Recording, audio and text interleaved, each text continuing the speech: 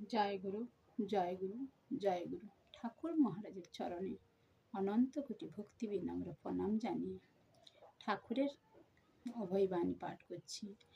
ভালো মন্দ যাই হোক না কেন, আমার নিকট বলিতে কদাচ কুণ্ঠিত হইও না। আমাকে ভয় করিলে চলিবে কেন? তোমরা আমার শিষ্য, আপত্যতুল্য। সুতরাং তোমাদের শত শত অপরাধ হইতে পারে, আমি কি সেজন্য রাগ করিতে পারি? আমি সর্বদা তোমাদের শত অপরাধ ভুলিয়া প্রাণ খুলিয়া আশীর্বাদ করিব।